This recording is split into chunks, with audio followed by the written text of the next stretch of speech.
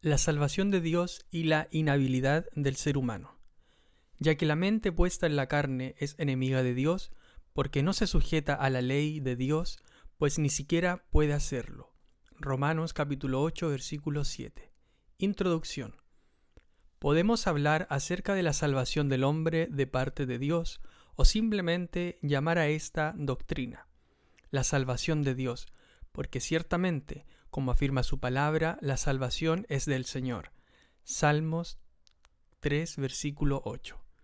Antes de comenzar a hablar acerca de la inhabilidad del ser humano, creo que sería de edificación entender algunos conceptos importantes acerca del propósito de la salvación del ser humano. Si podemos entender todo lo que Dios ha revelado en torno al propósito de nuestra salvación, el aceptar muchas de las verdades explicadas en este libro será mucho más fácil, y por esta razón emplearemos un buen tiempo revisando algunas verdades importantes en torno a la salvación que Dios trae al hombre y su propósito primario, porque eso nos ayuda a posicionar la mente para entender todo lo demás. Lo primero que necesitamos puntualizar es que el plan de redención de la humanidad tiene a Dios en el centro y no al hombre mismo. Una de las formas más pedagógicas del aprendizaje es hacernos preguntas, cuyas respuestas tenemos que explorar. Al enfrentarnos con preguntas, nuestra tendencia es brindar respuestas basadas en lo que hemos oído o lo que hemos asumido. Pero cuando se trata de la revelación de Dios, lo mejor que podemos hacer es escudriñar lo que Dios ha revelado en la Biblia y luego llegar a conclusiones. Y eso comenzaremos a hacer en este capítulo, lo cual repetiremos en todo el contenido de este material. La primera pregunta que debiéramos explorar es: ¿por qué y para qué nos salvó Dios? Respuesta: para mostrar su gloria, como revelan múltiples pasajes bíblicos. La epístola a los Efesios es la que más claramente revela esta verdad que acabamos de enunciar. También hemos obtenido herencia, habiendo sido predestinados según el propósito de aquel que obra todas las cosas conforme al consejo de su voluntad, a fin de que nosotros, que fuimos los primeros en esperar en Cristo, seamos para alabanza de su gloria. Efesios capítulo 1, versículo 11 al 12. Estos dos versículos nos permiten ver, en primer lugar, que Dios al salvarnos lo hizo conforme al consejo de su voluntad. Él no consultó con nadie ni necesitó la ayuda de una segunda persona. Pero también el texto revela que el fin último de esa salvación es que nosotros seamos para la alabanza de su gloria. Mi salvación debe celebrar, exaltar y poner en alto la gloria de Dios. Fue para eso que nos salvó. Si escudriñamos la Biblia con detenimiento, veremos que Dios proclama que todo cuanto Él hace, lo hace para proclamar su gloria. Y eso incluye nuestra salvación. No hay ningún otro propósito primero o por encima que no sea la gloria de Dios. Como no hay nadie por encima de Él, nadie más digno de gloria y honra. El propósito más alto por el cual Dios puede hacer algo es Él mismo, su propia gloria, su renombre. En Isaías capítulo 43, versículo 7, Dios lo declara de esta manera: a todo el que es llamado por mi nombre, y a quien he creado para mi gloria, a quien he formado y a quien he hecho. Dios ha creado a todo ser humano para la revelación de su gloria, algo que podemos ver aún en la vida de reyes paganos. Dios llama a Nabucodonosor mi siervo y a Ciro mi pastor, precisamente porque ellos cumplieron sus propósitos. En Éxodo capítulo 9, versículo 16, Dios habla a Faraón diciendo: pero en verdad por esta razón te he permitido permanecer, para mostrarte mi poder y para proclamar mi nombre por toda la tierra. En otras palabras, Dios levantó a Faraón para mostrar su poder en él. Dios lo levantó para su gloria. Cuando entendemos el contraste entre la gloria de Dios y la corrupción moral del ser humano, que estudiaremos en este capítulo, no será tan difícil comprender que la salvación depende completamente de Dios y no del hombre. Como Dios está en el centro de su plan de redención, es la gloria de su ser, la gloria de su nombre, lo que se pone de manifiesto en nuestra salvación. Dios dice otra vez, por medio del profeta Isaías en el capítulo 48, versículos 9 y 11, por amor a mi nombre contengo mi ira, para mi alabanza la reprimo contigo a fin de no destruirte. Por amor mío lo haré, porque ¿cómo podría ser profanado mi nombre? Mi gloria, pues, no la daré a otro.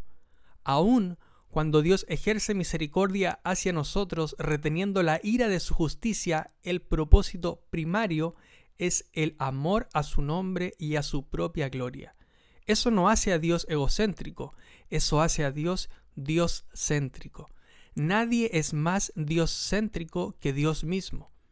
Usted pudiera decir, ¿eso no es egocéntrico de parte de Dios? Pero pausemos y preguntémonos, ¿centrado en quién pudiera Dios hacer las cosas si no es en Él mismo? ¿En el hombre? ¿En el ser humano que tiene una naturaleza pecadora? ¿En el hombre limitado, corrompido? ¿En el ser humano que no supo retener la posición en el jardín del Edén aun cuando no tenía una naturaleza pecadora y cambió todo el planeta por una fruta y una mordida? ¿En ese hombre? Si usted entiende correctamente quién es Dios, usted será el primero en no querer estar en el centro del plan de Dios, porque su voluntad es perfecta, buena, agradable e inescrutable. Nosotros no la entendemos. Joel Beeke dice que si tenemos que reducir el calvinismo a un solo concepto, lo más seguro es hacernos eco de Whitefield, quien dijo que ser reformado es ser dioscéntrico. Dios lo dice de otra manera muy similar en Isaías capítulo 43, versículo 21. El pueblo que yo he formado para mí proclamará mi alabanza. Ese pueblo que Dios formó para él es el primero que va a disfrutar de las riquezas en gloria y de su gloria misma. Es el primero que va a disfrutar de sus bendiciones. Cuando conozcamos lo que nosotros todavía no conocemos, vamos a aplaudir el hecho de que Dios nos creó para Él. Una vez más, en Efesios capítulo 1, versículos 5 al 6, Dios declara el propósito de nuestra salvación. Nos predestinó para adopción como hijos para sí mediante Jesucristo, conforme al beneplácito de su voluntad, para alabanza de la gloria de su gracia, que gratuitamente ha impartido sobre nosotros en el amado. Gracia gratuita impartida sobre nosotros con una razón y solamente una, el beneplácito de su voluntad para la alabanza de su gloria. En Efesios capítulo 1, versículo del 1 al 13, 3 veces dice Dios que nos ha dado salvación para la alabanza de su gloria. No hay nada mejor que poder hacer algo para la alabanza de la gloria de Dios. El apóstol Pablo lo declara en el Nuevo Testamento de otra manera.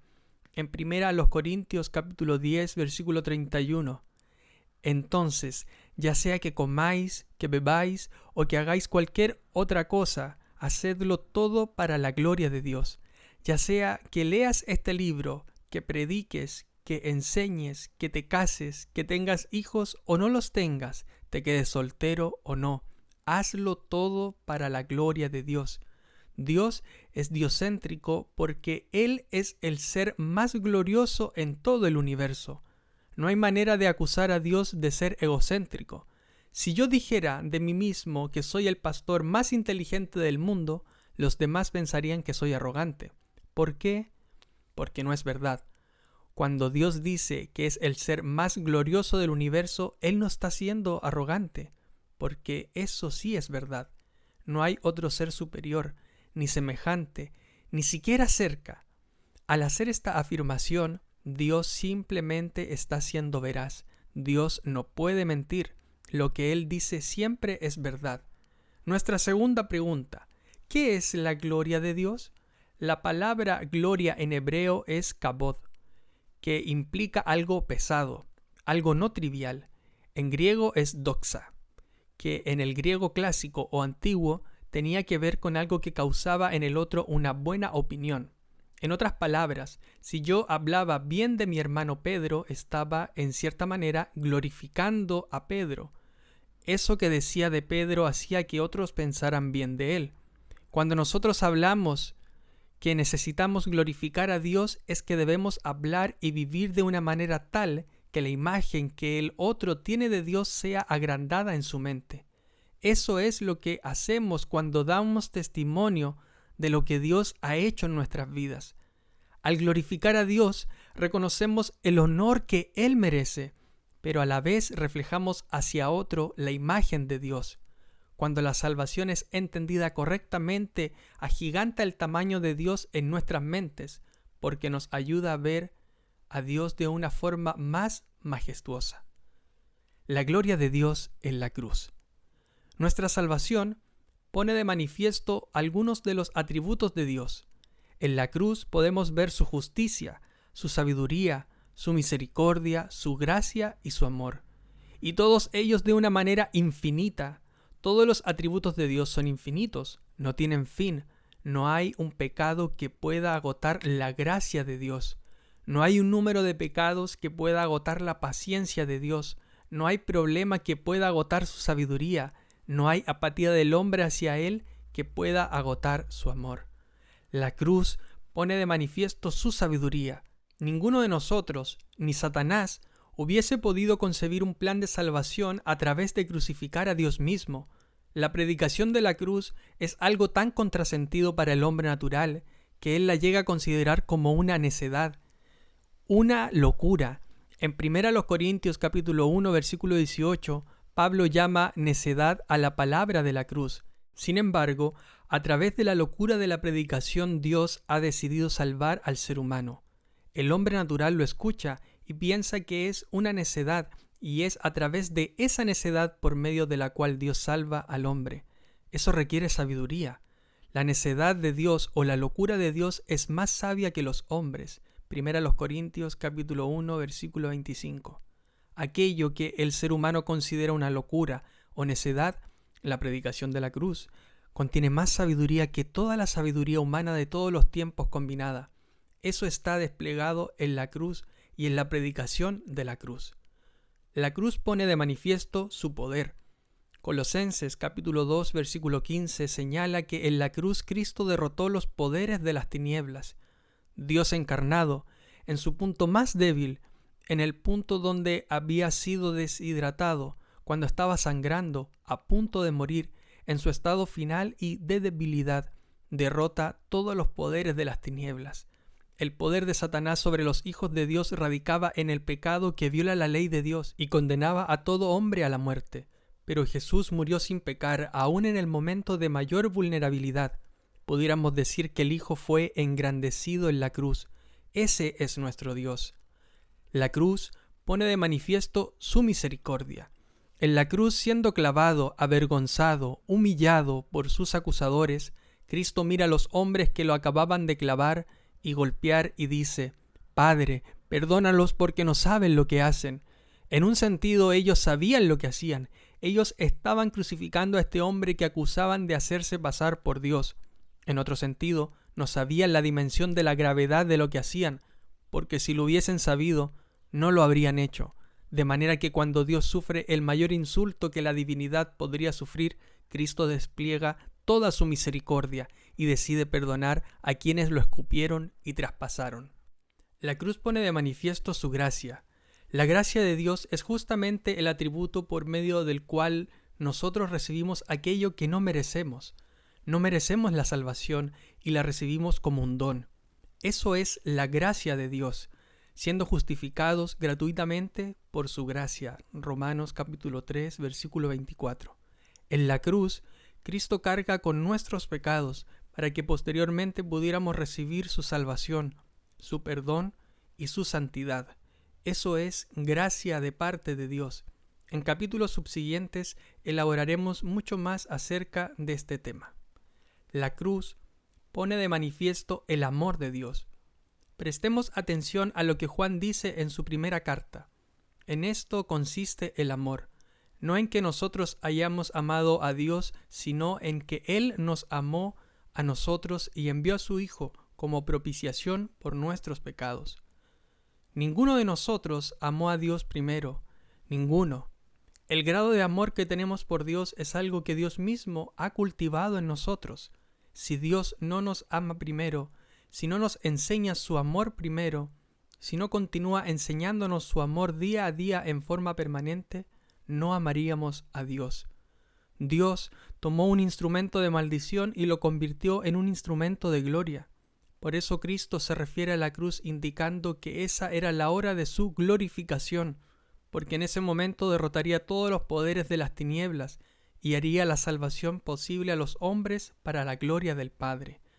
Todo lo anterior nos ayuda a entender mejor lo que Dios ha hecho por nosotros, y luego podremos apreciar mucho más la dádiva de su misericordia al ver la corrupción moral tan profunda que se apoderó del hombre después de la caída de Adán. La inhabilidad del ser humano. Cuando hablamos de la inhabilidad del hombre, nos referimos a la incapacidad que tiene el ser humano de buscar a Dios y de encontrar en él salvación. Dicho de otra forma, el hombre tiene una inclinación innata y natural hacia el pecado que hace que él no quiera buscar a Dios, porque la idea misma de ese Dios no le es atractiva, y en algunos casos le es incluso repulsiva. Es lo que otros han llamado la doctrina de la depravación total. Quizás este último título no comunique tan bien lo que esta doctrina enseña. En esencia, lo que la doctrina afirma es que la corrupción moral y espiritual que el hombre experimentó con la caída de Adán lo inhabilitó para experimentar el deseo de buscar a Dios, porque su inclinación por el pecado es más poderosa. Los que prefieren el término de depravación total hablan de que todas las facultades del hombre, su razón, sus emociones, su voluntad, quedaron tan afectadas por las consecuencias del pecado que en esa condición al hombre se le imposibilita ir en busca de su Dios. Esta verdad debe ser explorada bíblicamente más que históricamente, aunque reconocemos cuánto podemos ser edificados al explorar la teología histórica de nuestra fe. Por eso nuestro esfuerzo será concentrado en el veredicto de la palabra, más que en las opiniones de teólogos, sin demeritar sus logros y profundas enseñanzas. Su legado es incalculable. El inicio de la controversia. La primera controversia en torno a la corrupción moral del hombre empezó con Agustín de Hipona, conocido en la Iglesia Católica como San Agustín. Muchos lo consideran el más prestigioso teólogo en toda la historia, llegando a influenciar mucho en el pensamiento de grandes teólogos, como Juan Calvino y Martín Lutero. En su época, lo que Agustín hizo fue defender la fe en contra de las enseñanzas de un monje llamado Pelagio. Este monje llegó a conclusiones no bíblicas que necesitaron ser rebatidas. Pelagio enseñó que el hombre no hereda el pecado de Adán y que por tanto el pecador es condenado solamente por su propio pecado y no porque haya heredado una naturaleza pecadora de sus progenitores. El problema es que la Biblia de manera multiforme expresa todo lo contrario. De esa misma manera, Pelagio entendía que nosotros tenemos libre albedrío y que por tanto la voluntad del hombre, aún antes de éste ser regenerado, es libre de poder elegir a Dios. La Biblia afirma todo lo opuesto. Ni la voluntad es libre, como veremos más adelante, ni el hombre es capaz de buscar a Dios, como también exploraremos en este libro. Nuestros primeros padres, Adán y Eva, tuvieron una voluntad libre que desafortunadamente ellos esclavizaron al pecado al desobedecer. Agustín batalló en contra de las enseñanzas de Pelagio hasta el punto que la Iglesia de entonces, siglo V, consideró a Pelagio como un hereje. Agustín declaró que la Biblia es clara en que nosotros heredamos el pecado de Adán y Eva con una naturaleza pecadora. Además, enseñó que el hombre por sí mismo no tiene el poder para obedecer la ley o creer en el Evangelio. La doctrina del pelagianismo fue rechazada en el Sínodo de Orange en el año 529.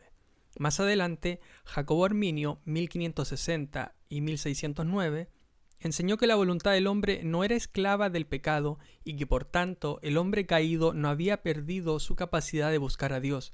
Un año después de la muerte de Arminio, sus seguidores protestaron ante el Estado de Holanda tratando de cambiar la posición de la iglesia oficial de aquella nación, que se había alineado con la posición de Juan Calvino en cuanto a la doctrina de la salvación. Los seguidores de Jacobo Arminio elaboraron 5 puntos doctrinales contrarios a lo que Juan Calvino y sus seguidores habían enseñado hasta ese momento. Esos puntos son contrastados en el cuadro que aparece más abajo. pero creo que la esencia de la diferencia radica, en primer lugar, en cómo entiende cada sistema teológico los efectos de la caída. Para los que seguimos las doctrinas de la gracia, la caída del hombre fue tan radical que esclavizó la voluntad al pecado como la Biblia enseña. Pero para los arminianos, la voluntad del hombre quedó afectada, pero no hasta el punto de imposibilitarla de buscar de Dios. Los otros 4 puntos de la teología que ambos sistemas definen se desprenden de este entendimiento, y por eso estamos dedicando el resto de este capítulo a esta doctrina, la inhabilidad del hombre. A diferencia de Pelagio, Arminio no enseñó que el hombre no heredaba el pecado de Adán, pero sí afirmó que cuando el hombre heredó esa naturaleza pecadora, no quedó con su voluntad atada al pecado, sino simplemente influenciada por ese pecado. Por tanto, su doctrina afirma que el hombre quedó con una voluntad libre para escoger a Dios. Esa es la razón por la que algunos han llamado la posición arminiana semi-pelagianismo, que es la posición de la Iglesia de Roma también. En esencia, todos los cristianos pueden ser catalogados en una de las 2 columnas de más abajo con relación a la doctrina de la salvación, independientemente de que alguien conozca o no la terminología teológica. Arminianismo, libre albedrío. Calvinismo, depravación total, voluntad esclavizada al pecado. Arminianismo, elección condicional. Dios predestina a los que van a elegirlo en un futuro. Calvinismo, elección incondicional. Dios elige al hombre por su inhabilidad. Arminianismo, expiación universal. Jesús muere por toda la humanidad. Calvinismo, expiación limitada. Jesús muere por sus elegidos. Arminianismo, la gracia de Dios puede ser resistida. Calvinismo, gracia irresistible. Arminianismo, perdición después de creer, posible. Calvinismo, perseverancia de los santos. La salvación no se pierde. La importancia de la doctrina de la inhabilidad del ser humano. Martin Murphy, al hablar de esta doctrina, comentó: la depravación total tiene un lugar prominente en la historia de la Iglesia protestante. Es necesario recobrar la doctrina para la buena salud de la Iglesia. De acuerdo a este autor, el no entender esta doctrina correctamente enferma a la Iglesia. La razón es que la vuelve centrada en el ser humano, donde éste realmente no termina de ver cuán inmerecedor es de la salvación. La palabra de Dios dice que nadie busca a Dios, Romanos capítulo 3, versículo 11. Absolutamente nadie puede buscarlo, puesto que antes de venir a Cristo, el hombre es un enemigo de Dios y tiene limitaciones serias a nivel de su mente, sentimientos y voluntad. Como ya hemos mencionado, esta doctrina es también conocida como depravación total, lo cual no significa que el ser humano es tan malo como pueda llegar a ser, sino que todas las facultades del hombre quedaron afectadas después de la caída, tal como habíamos aludido anteriormente. Aún después de la salvación, ninguno de nosotros ha llegado a tener un pensamiento completamente puro. No importa cuánto amemos a alguien, esposa, hijos, amigos, nuestro amor no es puro, está manchado por el pecado. Esa otra persona a quien amamos llena en nosotros una necesidad de un tipo o de otro, y por lo tanto la amamos. Pero cuando Dios ama, ninguno de nosotros llena alguna necesidad en Él, y aún así Dios nos ama.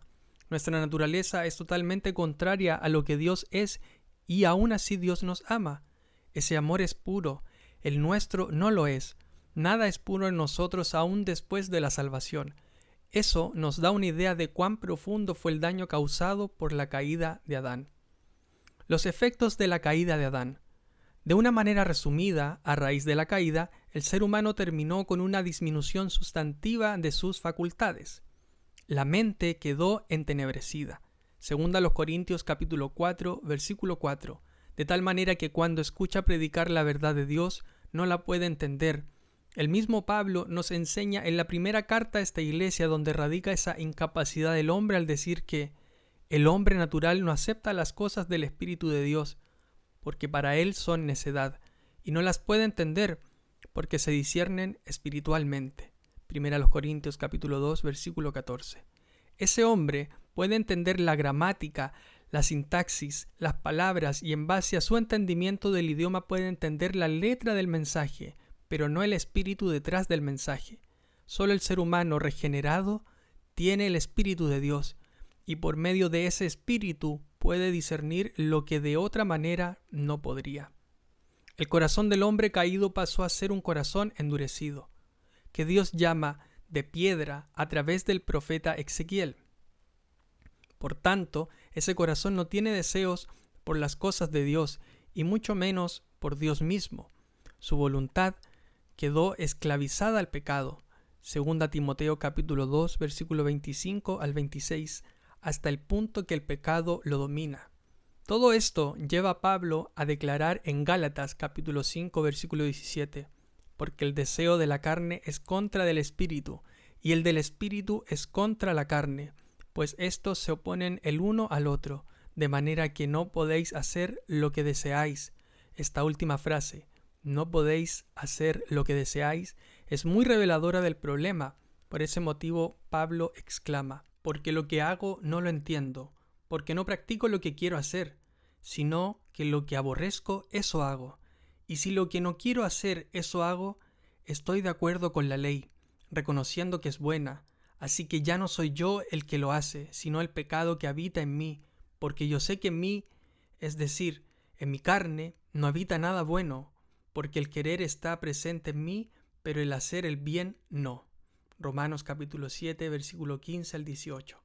Y esta lucha descrita por Pablo ocurre aún después de haber nacido de nuevo. La carne luchará por lo que quiere hasta el día que muera. La carne no es redimible antes de la muerte.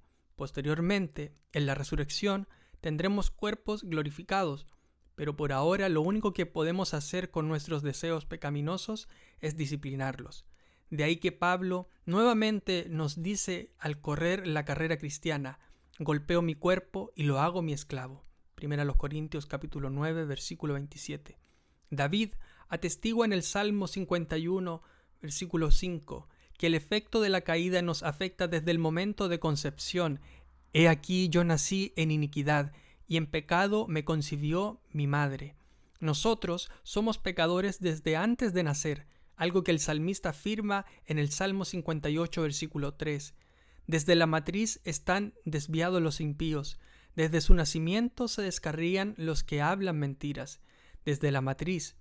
No necesitamos hacer nada para pecar, somos concebidos como personas pecadoras, y de esa forma podemos decir que no somos pecadores porque pecamos, sino que pecamos porque somos pecadores. No nos percatamos de esta terrible realidad que caracteriza nuestro interior porque más engañoso que todo es el corazón, y sin remedio. ¿Quién lo comprenderá? Jeremías capítulo 17, versículo 9. La evidencia de la depravación total del ser humano. Si vemos la historia bíblica poco después de la caída, la condición moral del ser humano comenzó a deteriorarse rápidamente hasta el punto de que antes del diluvio, la práctica del pecado era el estilo de vida de los hombres, y el Señor vio que era mucha la maldad de los hombres en la tierra, y que toda intención de los pensamientos de su corazón era solo hacer siempre el mal. Génesis capítulo 6, versículo 5.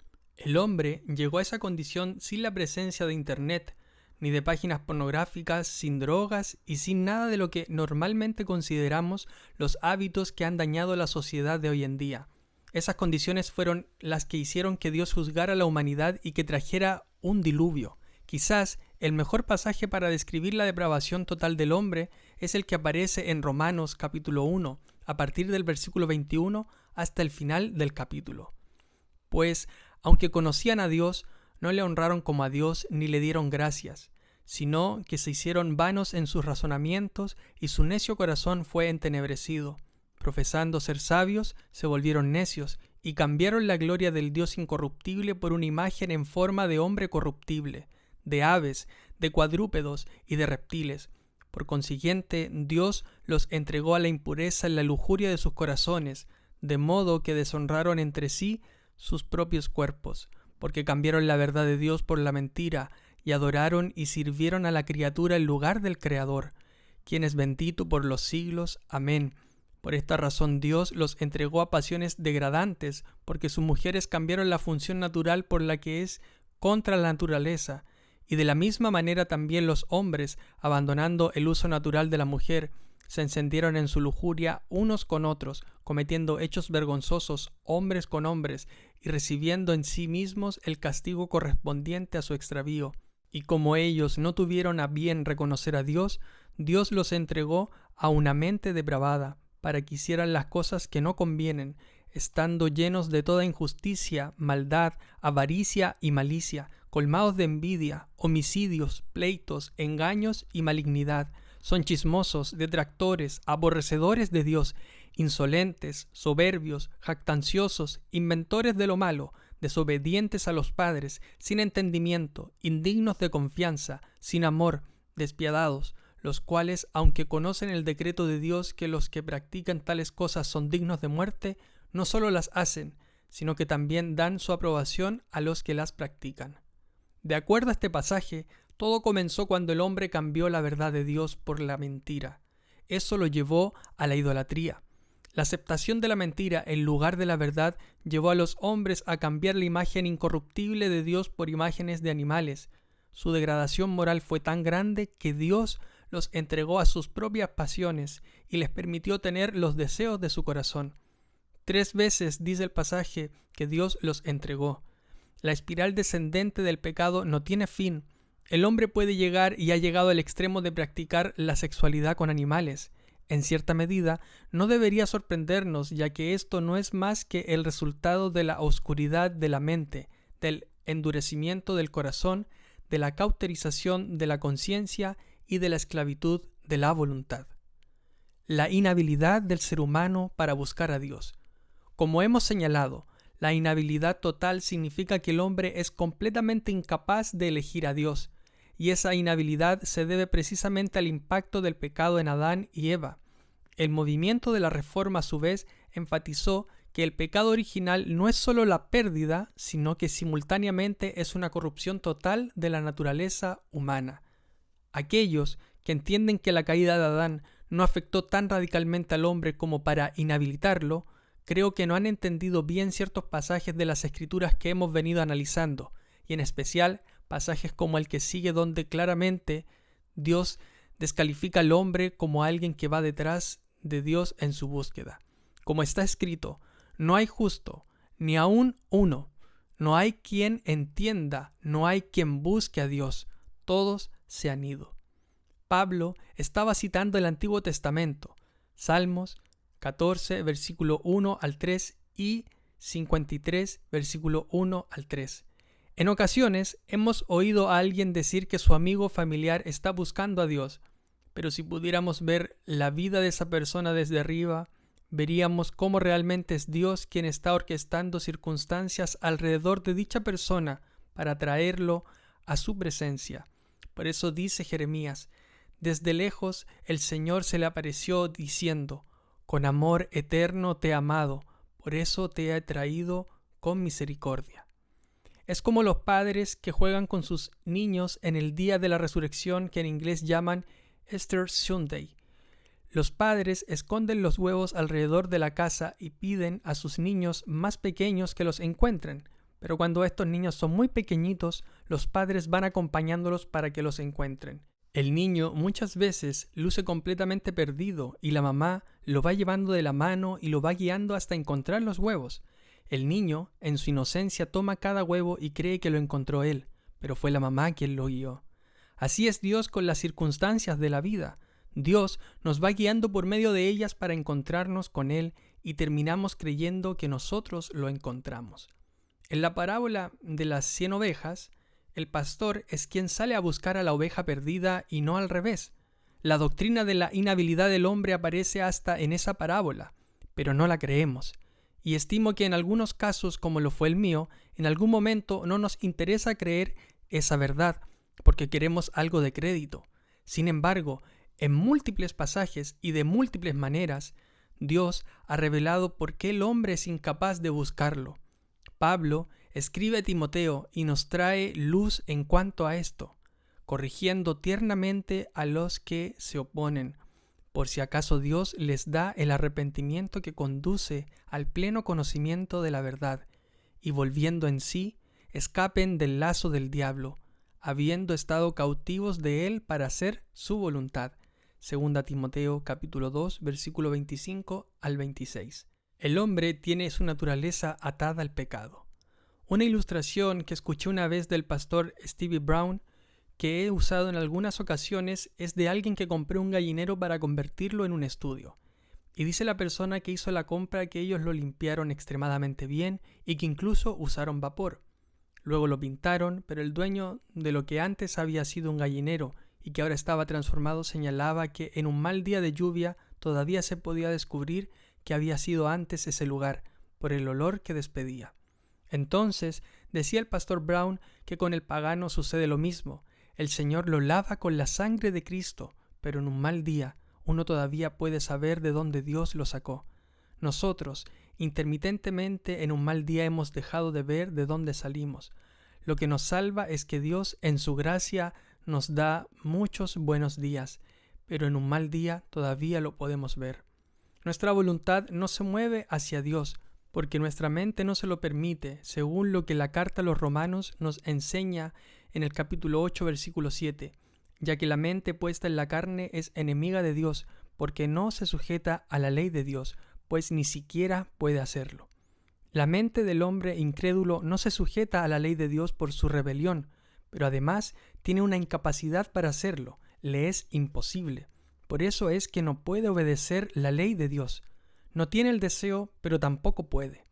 Para comenzar, como ya vimos en 1 Corintios capítulo 2, versículo 14, el hombre no entiende las cosas de Dios de forma natural, pues éstas se disciernen espiritualmente. Lo dice Pablo en Romanos, pero Cristo lo revela cuando señala que si el Hijo nos libera, seremos realmente libres. Juan capítulo 8, versículo 36. Ese hombre se creía verdaderamente libre, pero no lo era. Hasta que el Hijo del Hombre no te hace libre, seguirás siendo esclavo del pecado. Esa sola enseñanza sobre la que le ocurrió a la voluntad del hombre cuando Adán cayó es la clave para entender el resto de la teología. Si yo no entiendo o no acepto este veredicto, el resto de las enseñanzas relacionadas a las doctrinas de la gracia me serán difíciles de entender. Algo esencial para nuestro entendimiento doctrinal es conocer que cuando Adán cayó, él no solo enfermó su alma, sino que Adán y Eva murieron espiritualmente, y ese estado de mortandad es lo que causa su inhabilidad para buscar a Dios. En ese sentido, quizás ningún otro pasaje sea tan claro como este que aparece en la carta a Efesios. Y Él os dio vida a vosotros, que estabais muertos en vuestros delitos y pecados, en los cuales anduvisteis en otro tiempo según la corriente de este mundo, conforme al príncipe de la potestad del aire, el espíritu que ahora opera en los hijos de desobediencia, entre los cuales también todos nosotros en otro tiempo vivíamos en las pasiones de nuestra carne, satisfaciendo los deseos de la carne y de la mente, y éramos por naturaleza hijos de ira, lo mismo que los demás. Efesios capítulo 2, versículo 1 al 3. Dios nos dio vida porque estábamos muertos. Ningún muerto entiende o ve. Cuando Cristo le dice a Lázaro, Lázaro, sal fuera, para que Lázaro oyera el mandato de salir, Lázaro primero tenía que volver a la vida, tenía que resucitar. De esa misma manera, el hombre que entiende el Evangelio es porque primero Cristo lo ha despertado. De otro modo, él no lo podría entender porque está muerto y por tanto no tiene entendimiento. Las cosas del Espíritu se disciernen espiritualmente. Antes de volver a la vida en su estado de muerte, él no tiene el Espíritu. Después de que lo despiertan, recibe convicción de pecado y se le otorga el arrepentimiento.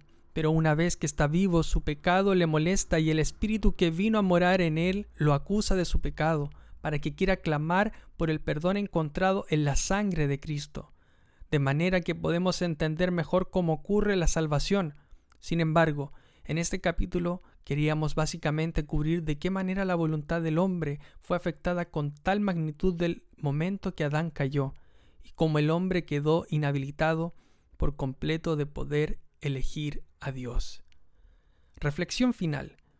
Es difícil para la criatura definirse a sí misma como totalmente depravada, pero sí, por depravación total entendemos que significa que todas las facultades del hombre han quedado manchadas por el pecado. entonces no creo que sea tan complejo llegar a esa conclusión. Por otro lado, esta doctrina ha sido llamada la inhabilidad del hombre, para referirnos a la incapacidad del hombre caído de poder desear y buscar a Dios hasta someterse a Él. A nuestro juicio, no entendemos por qué es tan difícil ver la realidad de esta verdad, no solo a la luz de todos los pasajes compartidos en este capítulo, sino también al pasar revista a dos eventos conocidos en la historia bíblica. Número 1.